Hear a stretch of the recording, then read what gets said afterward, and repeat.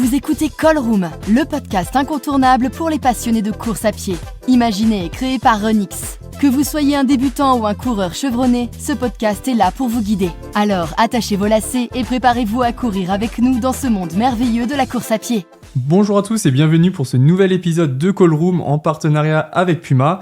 On est à Dijon aujourd'hui et on est accueilli par un athlète qui a plusieurs sélections en équipe de France, spécialiste du 10 mm et toujours très à l'aise en cross. Il s'agit de Fabien Palko. Salut Fabien, comment tu vas et comment se passe l'entraînement ? Salut Quentin, merci d'être venu chez moi. C'est un plaisir de vous recevoir, surtout que Runix, ça fait un moment que je vous suis dans vos aventures, donc c'est super d'être là aujourd'hui. Et moi, ça va très bien. Et toi, comment vas-tu ? Nickel, merci à toi.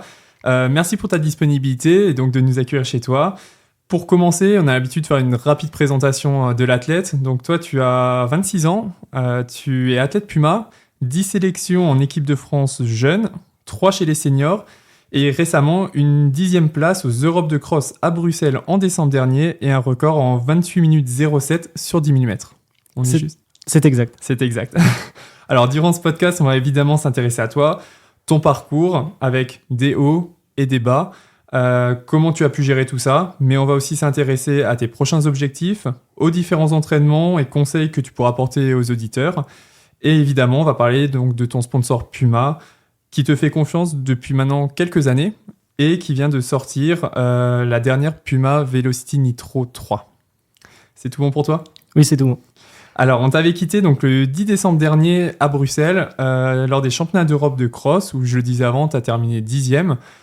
C'était un vrai retour de Fabien Palko sur le devant de la scène. Ça a fait quoi ? Ça fait déjà très plaisir de revenir à ce niveau-là. C'est mon premier top 10 européen en senior. Donc ça, déjà, c'est une belle première étape que je me suis fixée, rejoindre les meilleurs européens. Donc en cross, il y a encore du boulot pour la piste. Mais voilà, je continue ma progression à mon rythme et ça, déjà, ça fait vraiment plaisir. C'était quoi, un ouf de soulagement au final ? Non, je dirais pas ça comme ça. Plus enfin concrétiser un résultat qui me semble cohérent avec mes objectifs. Et après, forcément, j'ai eu pas mal de hauts, des bas. Donc non, c'est vraiment une belle première étape, je dirais. Ouais, alors on va y revenir justement sur ces hauts et ces bas. En catégorie jeune, tu étais vice-champion d'Europe de cross en junior. C'était à Hyères, donc en France, en 2015. C'est un moment au final où un peu toute la France t'a découvert à ce moment-là. Ça a fait quoi on va dire, c'était quoi, à 18 ans ? T'avais 18 ans à ce moment-là. Ça fait quoi d'être sur le devant de la scène comme ça ? J'étais junior 1 et j'ai eu beaucoup de mal, je dirais, à réaliser parce que j'ai pas forcément compris ce qui m'arrivait si vite. Donc c'était quelque chose d'assez fort, mais d'un autre côté, c'était peut-être assez tôt. Je dirais pas trop tôt parce que c'est arrivé, mais on va dire que je m'entraînais pas comme un junior assez normalement. Je m'entraînais à l'époque 6-7 fois par semaine et je m'attendais pas à me retrouver là si vite. Et la preuve, en junior 2, je fais 36e, donc une grosse désillusion. Et on va dire que non, c'était quand même fort comme moment, forcément. Forcément fort, mais au final, derrière, c'était peut-être plus difficile à se remettre en route ou comment t'expliques ça ? J'ai eu, comment dire, quand on a un résultat assez qu'on s'y attend pas forcément assez vite, forcément, on va dire que pour moi c'était assez simple, on se disait, et après j'ai eu ce petit moment, j'ai eu aussi des grosses déconvenues où j'ai pendant les années qui ont suivi, avec notamment les premières années Espoir, Junior 2, où j'ai eu 2 virus. Donc ça, on a mis du temps à le découvrir, mais c'est ce qui explique aussi ces 2 années un peu de moins bien. Il y a eu aussi forcément l'entrée en études, en L1, L2. Donc c'était un nouveau rythme. Donc il y a eu beaucoup de choses en même temps et c'est là où je me suis plus vraiment révélé. J'ai révélé mon caractère, ma force de travail, où je me suis dit, est-ce qu'on veut me retenir comme quelqu'un qui avait ou qui a des qualités et je capitalise pas forcément là-dessus, ou plutôt quelqu'un de travailleur qui va vraiment continuer à s'entraîner, à essayer de continuer à progresser et de revenir par ce biais-là. Et je me suis dit, j'ai pris la deuxième option. Et tu as quand même douté pendant cette période où tu étais sûr de toi, sûr de tes forces, que ça allait revenir ? Les deux, je dirais. Forcément, il y a des doutes et j'en ai encore eu quelques-uns là, il y a quelques semaines. Des doutes, je dirais que c'est... pour tout sportif, il y en a qui en parlent, il y en a qui en parlent pas, mais on en a tous des doutes, ça c'est normal, c'est humain, on est tous constitués à peu près normalement. Mais j'ai toujours eu cette petite intime conviction que j'étais capable de faire mieux, et encore aujourd'hui, et ça j'espère que ça va me suivre toute ma vie. Et comment t'as vécu, on va dire, cette période où tu t'entraînais, mais les résultats n'étaient pas forcément là. Comment tu l'as vécu au final, cette période? Je l'ai vécu, comme je l'ai dit, des fois ça allait, moralement ça allait. Il y a forcément des fois où c'était bien plus compliqué, avec beaucoup de doutes, où on se remet en question, on se dit est-ce que j'arrête, est-ce que je continue.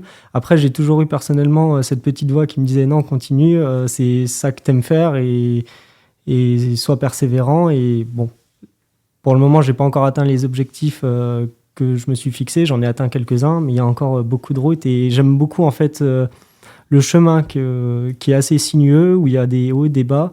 Et ça, en fait, j'aime beaucoup le processus de mettre en place des choses. On fait face à des problèmes, on essaye de les résoudre. Et ça, je trouve ça vraiment intéressant en fin de compte. Et souvent, les athlètes, quand tout va bien, forcément, il n'y a pas de critique, il n'y a rien. Quand ça va moins bien, certains reçoivent des critiques, notamment sur les réseaux sociaux et ce genre de plateformes. Est-ce que toi, c'est quelque chose, ça t'est arrivé, ce genre de choses, ou pas du tout? Je sais pas si on peut... Forcément, je dis je sais pas, mais peut-être après, honnêtement, je fais pas attention. En fait, je suis moi ce que j'ai envie de faire, c'est le plus important. J'ai trouvé ma voie et j'aime ce que je fais. C'est pour ça que quand je me suis pas entraîné beaucoup là ces dernières semaines, ces derniers mois, là j'en parle récemment, mais ça montre aussi à l'image des dernières années. Mais moi, quand je fais pas vraiment ce que j'aime, donc m'entraîner, c'est un petit peu compliqué. Après, bon, j'ai aussi d'autres passions, donc j'arrive à jongler avec ça.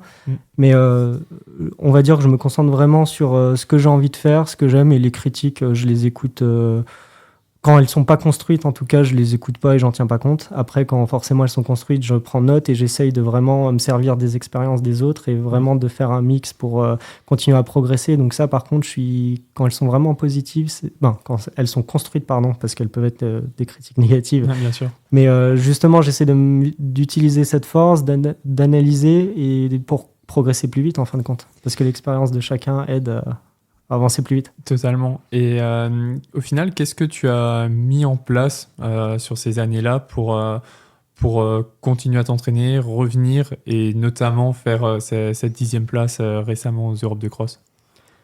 Alors, je vais prendre l'exemple de l'année de 2021. Donc, j'avais fait une super année en 2022 avec mon chrono, mes 2 premiers titres de vice-champion de France sur 5000 et 10 000, avec 13,35 sur 5000 et 28,07 les deux en championnat de France. Donc, ce qui, pour moi, était une belle première consécration en senior. Et ensuite, en fait, je me suis mis pour vous expliquer un peu la trame, je me suis mis un petit peu une pression pas nécessaire en fait avec le report des Jeux, et je me suis dit allez, faut y aller à fond, t'as peut-être 1% de chance d'aller aux Jeux, mais il faut y aller, t'entraîner plus, et je suis rentré justement dans le surentraînement. Et ensuite à la coupure, avec une saison quasi blanche où j'ai fait des chronos, on va pas en parler. Et à ce moment-là, pendant les vacances, j'aime bien prendre un petit temps où je prends un carnet et puis je note un peu les points positifs, les points négatifs, et j'essaye de vraiment réfléchir à quoi mettre en place pour la suite. Donc j'ai vraiment ce moment où je peux penser à ça pendant plusieurs heures, plusieurs journées, et vraiment à construire en fait comment faire pour pallier aux échecs et aussi aux réussites, comment analyser les réussites, comment analyser les échecs pour vraiment rebondir et apprendre et en fait gagner du temps. Et à ce moment-là, il y avait, pour éviter le surentraînement, je me suis dit, ok, comment on va faire?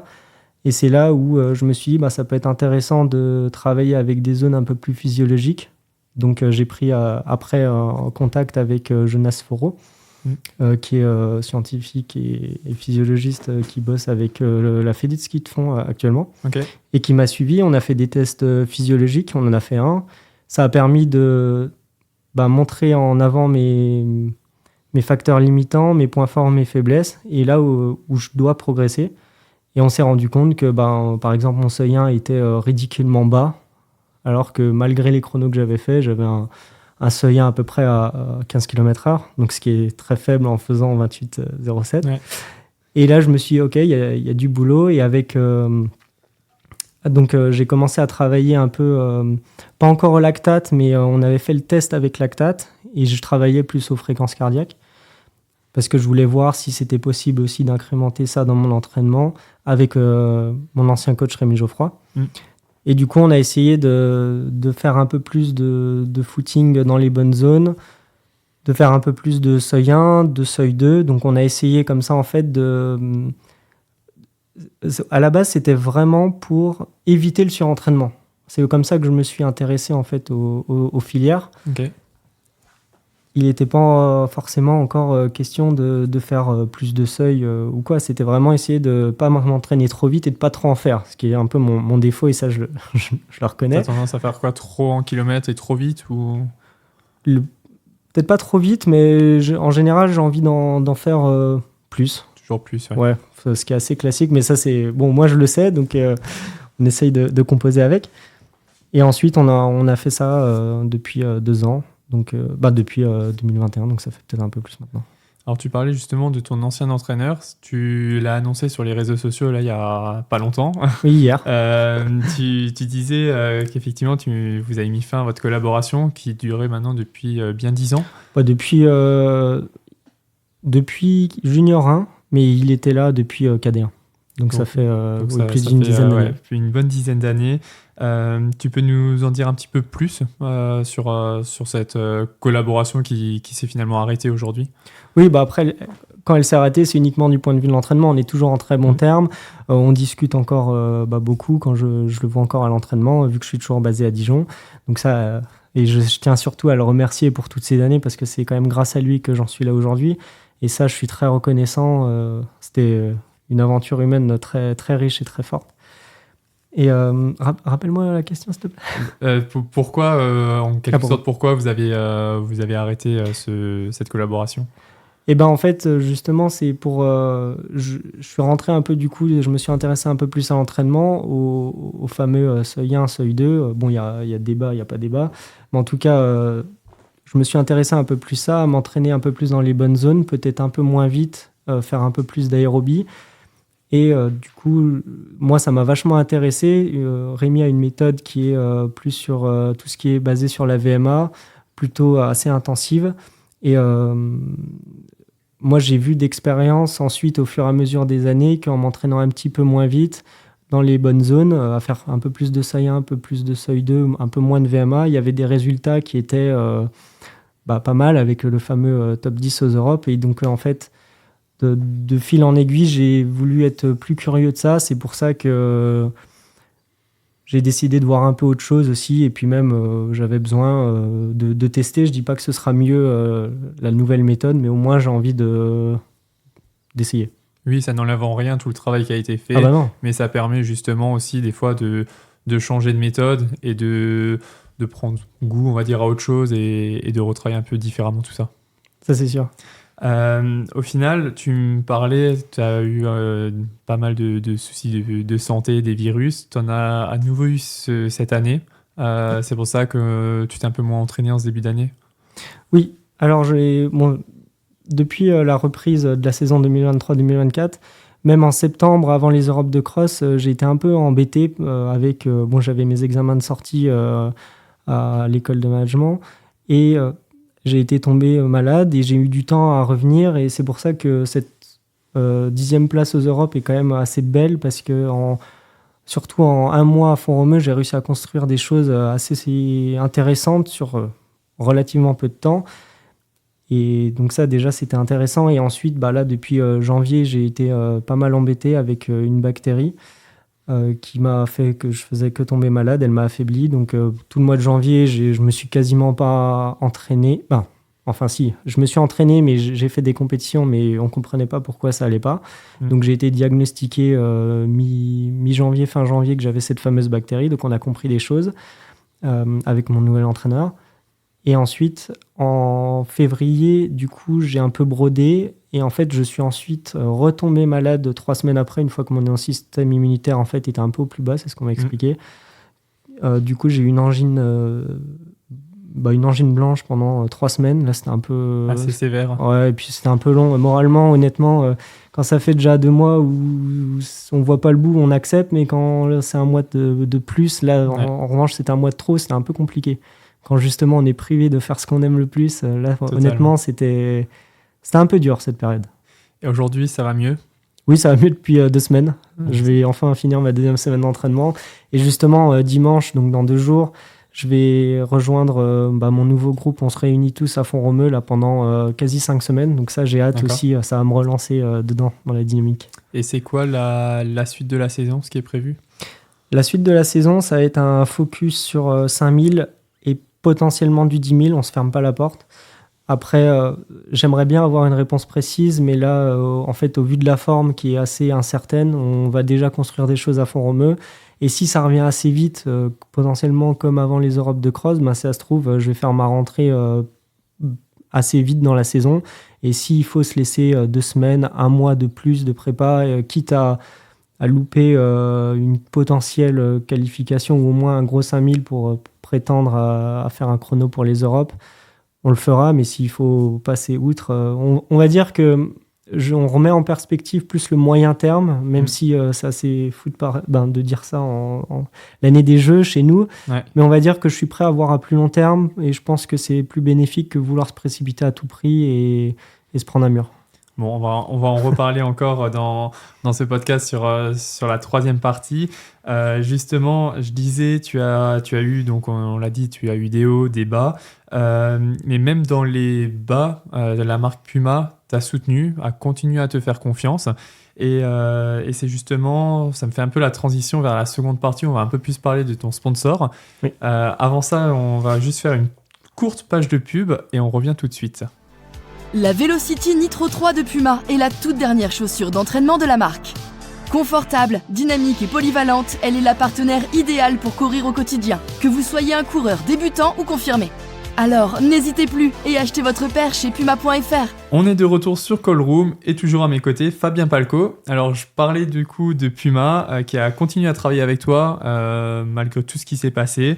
C'est une belle marque de confiance, j'imagine, pour toi. Oui. Après, il n'y a eu qu'une année un peu compliquée avec Puma parce que j'ai commencé mon contrat en 2021 et c'était l'année où j'ai eu ce fameux surentraînement et après, les 2 autres années sont plutôt très bien passées. Donc, non, franchement, je suis vraiment content de cette collaboration, surtout que j'ai aussi fait mon stage de fin d'études au bureau, au siège Puma à Herzogenaurach en Allemagne. Et ça, c'était aussi une super expérience. J'étais au marketing, donc j'ai aussi pu voir un peu ce que faisait le sport marketing et aussi l'innovation. Donc, j'ai vraiment vu ces trois postes. Et non, franchement, c'était génial. J'ai beaucoup appris et j'ai vraiment aimé avoir cette vision du côté de l'athlète, mais aussi du côté de l'entreprise. Et que Puma souhaite collaborer aussi avec moi dans ce sens-là. J'ai trouvé que c'était génial. En fait, tout le monde est ressorti plus enrichi en fait de l'expérience vécue. Oui, de l'expérience et puis même de ces visions en fait entreprise, athlète et puis sponsor en fait. Et pour toi, ce genre d'expérience, ça te permet, en plus c'est ton sponsor, je pense que ça te permet aussi de voir un petit peu tout le travail qu'il peut y avoir aussi derrière les produits que tu utilises au quotidien au final. Ah bah ça c'est sûr, rien que d'un point de vue de l'innovation, j'ai vu toutes les problématiques qu'ils rencontrent, comment ils font une bonne chaussure et puis après j'ai vu aussi comment ils arrivent à faire des événements, des activations avec les athlètes. J'ai vraiment vu tous les côtés en fait du processus de l'idée, de la conception à vraiment le lancement du produit et ça c'est vraiment quelque chose aussi qui m'a particulièrement intéressé et maintenant j'ai un regard un peu encore différent quand on voit par exemple des activations comme avec vous par exemple pour une paire qui va sortir ou la Velocity Nitro 3. Donc non, c'est vraiment génial. Et justement, toi qui as vu, tu as vu ça directement dans les bureaux, mais tu as aussi vu l'évolution de par ton expérience et de par ton partenariat avec eux. tu as pu voir l'évolution de leurs produits. Je pense que tu as aussi pu un peu donner des fois un peu ton avis sur ton ressenti aussi, pour que eux derrière puissent aussi améliorer leurs produits. Je pense que pour toi, c'est aussi un gage de confiance. Oui, bien sûr. Et puis, c'est vraiment Puma, l'avantage avec la marque Puma, c'est qu'il y a eu vraiment cette implication et ils ont un fort intérêt de l'avis aussi des athlètes qu'ils ont. Et il y a vraiment cet échange qui est continu. Et pour moi, ça, c'est vraiment intéressant en tant qu'athlète. Et donc, justement, on va plus un peu parler du côté produit de chez Puma, ce que tu maîtrises aussi, puisque tu les mets tous les jours.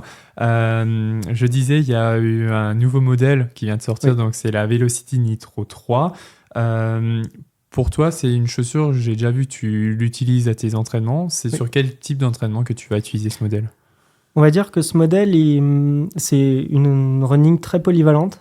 Donc je vais l'utiliser plus pour mes footings, pas de récup, parce j'utilise plus la Magnify 2, qui est vraiment encore plus confort et plus ouais, amorti. c'est vraiment un gros amorti avec je crois 40 mm de drop, donc c'est vraiment un truc que j'adore sur les jogs faciles. Donc la Velocity Nitro 3, je l'utilise plus pour les footings aux alentours des 15 km/h. Des fois, dès que j'ai des footings un peu plus rapides, je la mets. C'est vraiment à ce moment-là que j'aime bien l'utiliser. Après, mes échauffements, mes récup, elle est très polyvalente, donc en fait, on peut la mettre sur beaucoup de choses. Oui, ce que j'allais dire, c'est un peu au final une chaussure un peu à tout faire. Si maintenant tu dois partir et tu dois emmener une paire, ça peut très bien se mettre dans le sac et faire tout avec. Ouais. Chez Puma, il y a vraiment deux modèles les plus polyvalents. Il y a la Velocity Nitro 3 qui vient de sortir. Il y a la Deviate Nitro 2. 2, ouais. 2. Donc c'est vraiment pour moi les deux modèles, on peut tout faire avec. Alors justement, on est donc sur la Velocity Nitro 3, on est donc sur une chaussure d'entraînement, on est sur un drop de 10 mm, un poids de 265 grammes et c'est aussi le tarif de 130 €. Donc un excellent rapport qualité-prix quand on voit d'autres modèles qui sont souvent bien plus chers. Pour un modèle où on peut faire quasiment tout, c'est sûr que c'est un avantage. Alors toi, évidemment, ça te concerne moins puisque tu es sponsorisé. Ça, c'est sûr. C'est un avantage là aussi. Mais c'est vrai que pour quelqu'un qui souhaite avoir une chaussure pour un peu au quotidien, faire un petit peu tout avec, c'est un super modèle. Ah bah oui, franchement, si vous souhaitez tenter l'expérience Puma, moi c'est un modèle que je recommande. Hein. Niveau polyvalence, il y a tout. Et toi, tu avais essayé la version précédente de celle-là ? Oui, justement, c'est ce que j'ai pas dit tout à l'heure, il y a quelques minutes. C'est que Puma est revenu dans le running en 2021 avec leur première Velocity 1. Et j'ai vu une évolution entre la Velocity 1, 2 et 3. Et franchement, c'est une marque qui avance très vite, qui innove énormément et qui, à mon sens, mérite un peu plus qu'on s'y intéresse. Et franchement, je conseille à tout le monde de vraiment tenter l'expérience. Alors, donc, il y a la Velocity, il y a évidemment d'autres modèles. Toi, tu as une rotation chaussure avec à peu près combien de paires ? Quels sont les types de paires que tu vas avoir ? Et on va dire sur quelle séance ou quelle compétition tu vas les mettre ? Alors, j'ai une rotation avec, je dirais, 4-5 paires. Donc là, la Magnify 2 avec une grosse épaisseur de semelle pour tout ce qui est footing facile ou dès que je suis un peu cassé musculairement. La Velocity Nitro 3 qui alterne aussi avec celle-ci et pour mes footings un peu plus rapides ou mes footings au quotidien.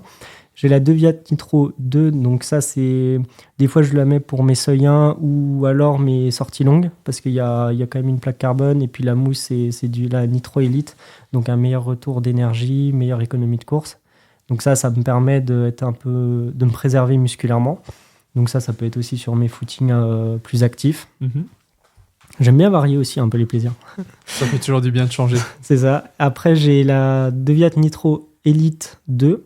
J'ai hâte de parler du prochain modèle. Je ne l'ai pas encore testé, mais bon, ça c'est... Voilà. Qui a l'air, entre parenthèses, excellent et on a hâte de voir la suite. J'ai hâte aussi de voir le bon. Mais oui, celle-ci, du coup, je l'utilise... pareil, soit mes seuils 1, mes seuils 2 et toutes mes séances en fait plus rapides. Et j'alterne aussi avec la Fast Air 2 qui a vraiment un gros gain d'économie de course. J'étais honnêtement pas fan avec le premier modèle, mais le 2, j'en suis vraiment conquis. Et justement, le gap, encore une fois, de l'équipe de l'innovation, elle est énorme. Ouais, on en a déjà parlé pas mal de cette Faster 2. Ouais. Il y avait une évolution assez dingue par Ah rapport oui, à la oui. première qui était un peu plus ferme, qui était dynamique, mais plus sur du plus court. Et là, maintenant, on Ouais. peut vraiment aller sur du long Ah avec bah là, et elle est top. franchement, je ferai un marathon sans aucun souci avec la paire. Même un 10 bandes, tout. Franchement, ça, c'est vraiment la chaussure de séance que j'utilise. Donc, sur une compétition, c'est ce modèle-là que tu vas mettre. Sur la route, oui. Même sur, maintenant, si tu fais un 5 km, ce serait plutôt celui-là ou la Elite? J'hésiterais quand même avec on n'en a pas parlé, mais la Fast Forward, la Ok. FWD, qui pour moi a une conception très intéressante, encore une fois bourrée d'innovation, et franchement pour un 5 bornes, je pense que celle-ci peut vraiment elle est très agressive avec Le talon qui est vraiment coupé à l'arrière. oui, surtout à l'avant, et à l'avant, où en ouais. fait tu as une bascule, j'ai jamais ressenti ça sur une autre paire, c'est vraiment, on est propulsé littéralement vers l'avant avec le fait que ce soit coupé à l'avant, et franchement c'est un modèle, j'hésiterais vraiment entre la Faster et celle-ci. Ok. Il y a justement, on le disait avec la Elite 3 qui sortira dans les prochains mois, il y a de belles choses et de belles innovations. Tu l'as dit toi-même que Puma, depuis 3 ans, ils innovent Ah énormément. bah, c'est fou. Pareil, c'est quelque chose pour toi qui te motive aussi à courir avec ces modèles, parce que forcément, à chaque fois qu'un nouveau modèle sort, je pense que ça doit être un peu l'excitation de pouvoir essayer ce modèle. Ah bah ça c'est sûr, et puis d'autant plus qu'à chaque fois ils sont vraiment de mieux en mieux, et puis je dirais que c'est de manière assez radicale. À chaque fois je suis moi le premier étonné, et franchement j'ai hâte de voir les nouveautés. Je suis à chaque fois comme un gosse. Tu m'étonnes. Alors justement, en parlant des prochains mois, donc il y a différentes échéances qui arrivent. On en a vaguement parlé avec notamment les Europes, et évidemment il y a les Jeux. C'est quoi tes gros objectifs, on va dire, avant même que tu aies eu la bactérie et tout ça? C'était quoi, on va dire, tes gros objectifs de l'année? Je vais être un peu peut-être vague, dans le sens où pour moi la priorité que je me suis mis depuis maintenant quelques années, c'est l'objectif, c'est de continuer de progresser, et de manière vraiment régulière, donc continuer à m'entraîner. Et en fait, j'ai envie de dire, la perf arrivera, et quand elle doit arriver. Donc vraiment, je vais essayer de continuer à m'entraîner, avoir l'objectif de faire des bonnes semaines, d'enchaîner les semaines, et ensuite, si ça doit arriver cet été, ça arrivera cet été, sinon ça sera plus tard. Donc on va dire, même en termes de chrono, j'ai pas de chrono particulier en tête, c'est vraiment continuer à progresser. Je bats mon record, tant mieux, je le bats de 10 secondes, 20 secondes. Mais on va dire que voilà, c'est vraiment ça l'objectif, c'est plus être constant, être régulier, continuer à enchaîner les bonnes semaines, faire un gros mois d'entraînement, 2 gros mois, 3 mois, idéalement encore 1 an, 2 ans, et là on pourra parler sérieusement d'objectifs. Alors justement, en parlant d'entraînement, toi... J'aimerais juste, pour ceux qui aiment quand même les chiffres, donc battre mon record, donc faire moins de 13,31, donc me rapprocher aux alentours des 13,20 pour essayer de prétendre une qualification aux Europes, même si là le timing joue un peu contre moi, mais voilà, essayer de me rapprocher des meilleurs européens, pas des meilleurs, mais dans le top 20, top 30 européens. Pour pouvoir prétendre à une qualification en tout cas.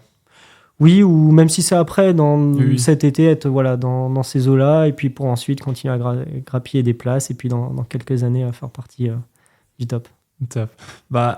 Justement, donc, tu me parlais un peu d'entraînement. Toi, dans une semaine d'entraînement, combien au final tu vas faire de kilomètres? Est-ce que on en parlait avant, tu disais qu'avant tu avais une certaine méthode d'entraînement, aujourd'hui c'est un petit peu différent, peut-être un peu plus de volume mais moins rapide. Au final aujourd'hui, à combien de kilomètres t'es par semaine? Ces fameux kilomètres par semaine.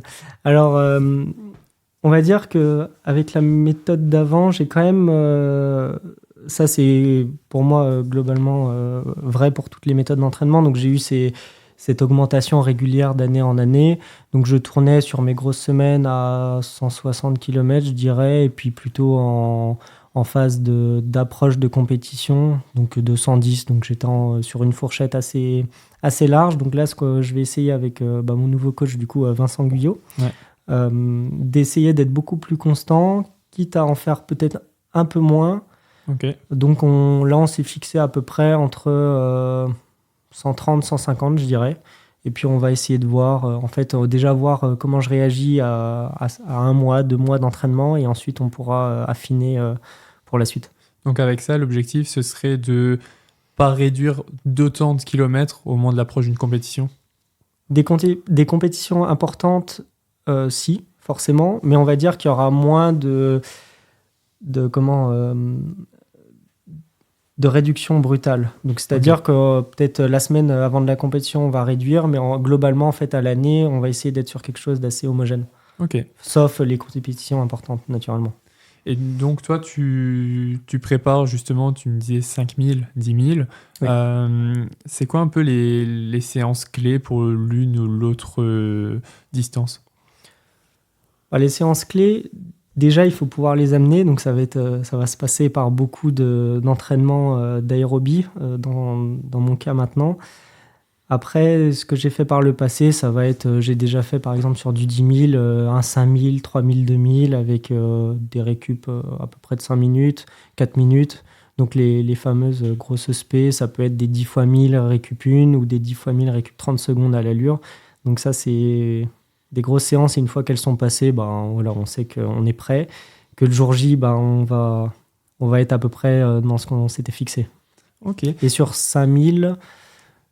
ça va être par exemple 2000, et puis qu'est-ce que j'ai eu 2000, 3 fois 1000, ou à peu près 5000 de volume sur des efforts assez longs, avec forcément une montée en puissance, et où on finit, on se rapproche de la compétition, donc on essaye de finir comme un dernier 1000, et en général, ça s'est plutôt bien passé pour moi les derniers championnats de France à chaque fois.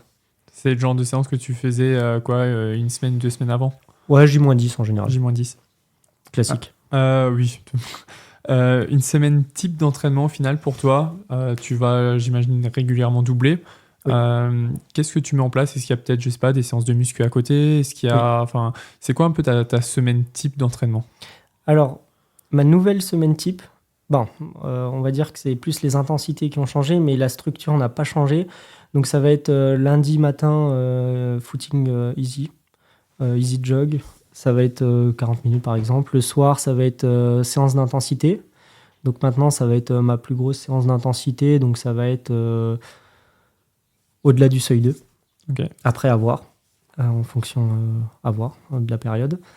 Le mardi, ça va être 2 footings faciles, donc d'une 40aine de minutes, après avoir plus ou moins 10. Le soir, direct après le footing, une grosse séance de musculation. Okay. Donc ça, tu enchaînes le matin après le footing? Le soir. Le soir, je vais faire par exemple le matin un footing tranquille. En général, le mardi, j'enchaîne avec le kiné. Et ensuite, le soir, footing et muscu. Donc ça me fait une bonne journée. La muscu, en général, on fait de la force. Donc c'est des bonnes séances où on a au total, on tourne autour de 3-4 mouvements de force. Et ensuite, on met aussi du gainage et puis des appuis. Donc, c'est quand même une bonne séance d'une heure et demie. Où tu dors bien après. Ouais, en général. Ensuite, le mercredi, ça va être un footing le matin et une séance le soir. Donc, seuil... ça va être quoi? Du seuil 2 plutôt. Ok. Et le matin, des fois, ça peut être off aussi. Ça dépend. Okay. Ça dépend de la veille. C'est ça. Le jeudi, pareil, comme le mardi, donc 2 footings avec une muscu, toujours sur le même thème. Mm-hmm. Donc encore une fois, une bonne muscu. Mais en général, le reste de la journée reste tranquille. Et le vendredi, le fameux, maintenant, double seuil. Donc seuil 1 le matin et seuil 2 le soir. Donc toujours faire un peu de muscu, mais en soi, c'est pas nouveau non plus, mais de faire un peu de muscu la veille des séances, pour justement travailler un peu sur la fatigue et être plus à l'aise en compète aussi. Je sais pas, c'est plus que ça nous arrange de faire comme ça. Après, les grosses courbatures, ce qu'il faut savoir, c'est qu'on les a en début de cycle ou de saison. Donc en fait, au bout d'une semaine ou deux, une fois qu'on a fait les grosses courbatures, presque on boite le lendemain, donc c'est pas très sympa. Mais le reste de l'année, franchement, vu que j'ai l'habitude, je ressens pas de plus de fatigue que ça, en tout cas. Ok. Et ensuite, le samedi, dimanche, ça va être quoi? Des sorties longues ou... Le samedi, ça va être un footing ou donc soit cool, soit une endurance. Donc ça veut dire un footing entre à peu près 15 km/h. 15 ou 16, ça dépend. Donc un footing, voilà. Ça peut doubler le soir, je ne l'ai pas encore fait, mais voilà, off. Et le dimanche, sortie longue. Donc, tu as au final aucun jour complet de récup dans la semaine? Non, c'est ce qui change aussi avec mon ancien entraînement. Avant, j'avais régulièrement un samedi off. Ok. Et maintenant, j'ai plus de jours off. D'accord. Ou vraiment à la marche, quoi. C'est s'il en faut un, on le prend, mais voilà. Mais en tout cas, dans la préparation, il n'y en a pas de prévu. Non. D'accord. Et est-ce que tu mets justement des moyens de récupération en place? Alors, il y a forcément le côté kiné, ce genre de choses, mais est-ce que tu as, je sais pas, des bottes de presso ou de la cryo ou est-ce que tu mets des choses en place? Alors oui, je mets des choses en place. Déjà, j'ai au moins les 2 séances chez le kiné. Donc, je vais voir mon kiné le mardi et le jeudi, j'ai oublié de le préciser.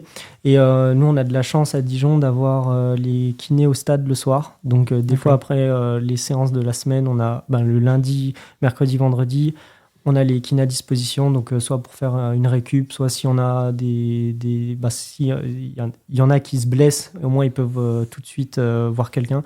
Donc, ça, c'est l'avantage qui a été mis en place dans notre club. Et pour ça, c'est quand même une grande force. Ok. Un gros atout. Ouais, dis-moi. Et du coup, pour ce que j'ai mis en place, on va dire que maintenant, je me focalise vraiment sur l'essentiel, donc hydratation, alimentation et sommeil. Et on va dire que ça, c'est quasiment plus de 95% de la récupération. Donc, je vais vraiment faire ça bien. C'est pour ça que je vais plus vraiment à la cryo. Les bottes de presso, je les ai, mais je suis pas très assidu là-dessus. Je me concentre vraiment sur la base, en fait.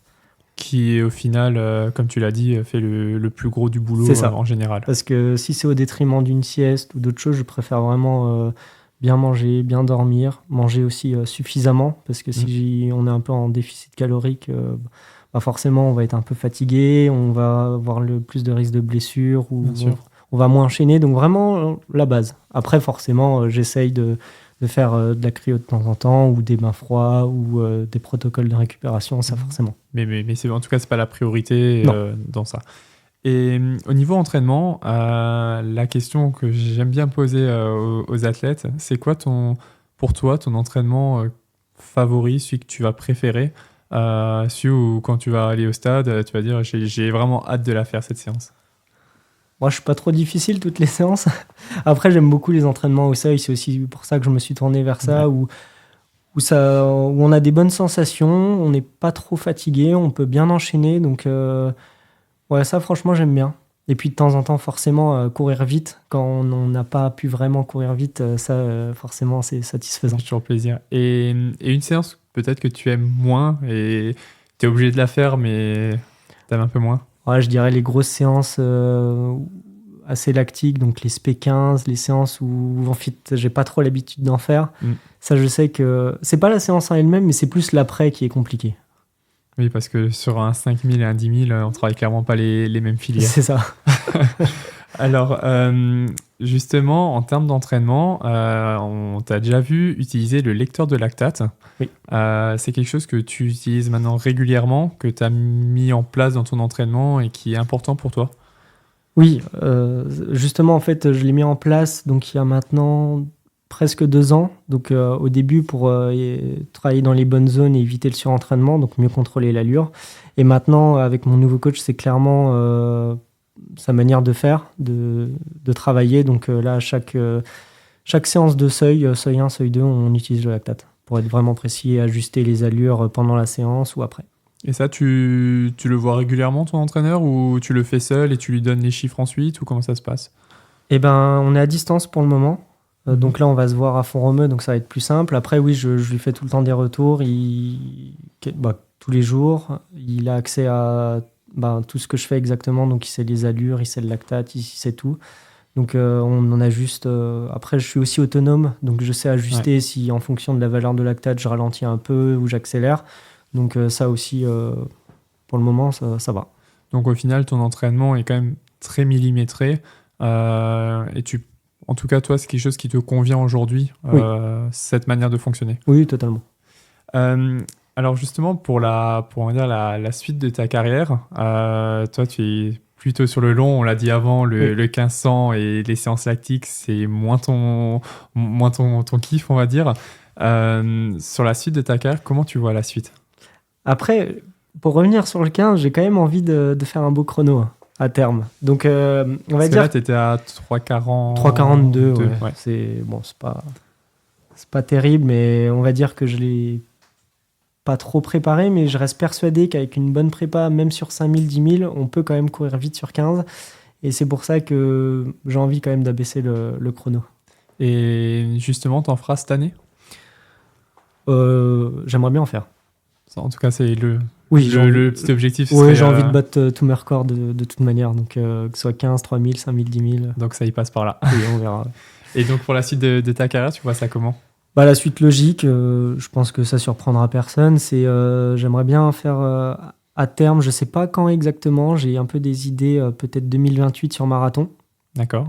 Donc forcément passer par le SMI, j'aimerais bien en faire soit peut-être à l'automne, soit l'année prochaine, en fait, à voir en fonction de la forme, du calendrier. Ça, c'est j'ai envie de faire aussi beaucoup de choses, donc il faut aussi que ça rentre dans le calendrier, que ce soit aussi logique, parce que faut pas oublier de progresser de manière globale. Donc je pense le marathon, je sais pas quand je ferai ma rentrée sur marathon, mais avant toute chose, je pense que j'ai pas du tout optimisé encore la piste. Donc on va déjà passer par là, et ensuite je pense que maintenant, de toute manière, que ce soit sur marathon, c'est pas incompatible, hein. On le voit avec Valentin Gondouin, Félix Bourg, qui sont capables, même mes 10 frères, de faire du marathon, et puis ils refont un 10 000, ils battent leur record, et même sur 5000 en fait. Donc maintenant, on va dire qu'avec la nouvelle technologie, l'entraînement, on peut plus facilement switcher et faire des choses quand on a un peu plus de volume. En fait, on n'est pas forcément obligé d'être hyper spécifique, je pense. De toute façon, tu le dis toi-même, et mes 10 frères, pour le coup, c'est le très bon exemple. Oui. L'été dernier, il fait une saison de 1500 mètres, qui n'est pas du tout sa spécialité non plus, pour faire ensuite derrière 2h05 sur marathon 3-4 mois après. C'est pour ça, en fait, si on a envie aussi de faire une distance, comme moi, l'année où j'aurais envie de faire du marathon, si c'est pas incompatible, pourquoi pas essayer, quitte à revenir sur la piste. Il y a plus les règles ont un petit peu bougé. En tout cas, tu te vois bien continuer encore sur les 3-4 prochaines années sur piste, parce que tu sens qu'il y a vraiment quelque chose à aller chercher encore en termes de chrono notamment. C'est ça, au moins les 2 prochaines années.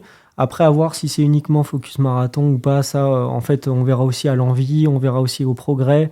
Il y a aussi ça qui va dicter, hein, de toute façon, c'est évident. Bien sûr. On va suivre ça de près, déjà cette saison et puis les années qui suivent.